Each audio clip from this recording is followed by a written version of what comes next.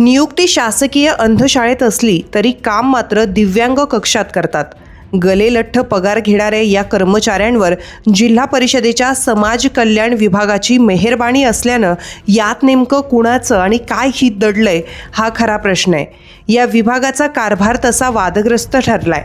याआधी दिव्यांग कक्ष जिल्हा परिषदेच्या जुन्या इमारतीत होता.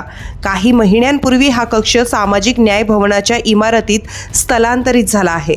2 कर्मचारी शासकीय अंधशाळेचे असून ते या कक्षात काम करीत आहे, तर अंधशाळेत रोजंदारीवर काम करणारे कर्मचारी भरवण्यात आले आहे. त्यांच्या भरवशावर अंध विद्यार्थ्यांची सुरक्षा आहे. जे दिव्यांग कक्षात काम करतात त्या 2 अंधशाळेच्या कर्मचाऱ्यांच्या हातात महत्त्वाचे टेबल आहेत.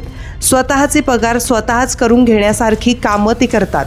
भविष्यात काही घोळ झाल्यास या कर्मचाऱ्यांवर कारवाई होण्याची शक्यता तशी कमीच आहे. गलेलठ्ठ पगार अंधशाळेचा आणि वर्षानुवर्ष काम मात्र दिव्यांग कक्षात केलं असल्याने या कर्मचाऱ्यांवर समाज कल्याण विभागाचा वरद हस्त असल्याची बाब लपून राहिलेली नाही. त्यांच्यावर एवढी मेहरबानी दाखवण्यात नेमकं कुणाचं आणि काय हित दडलंय हा खरा प्रश्न आहे.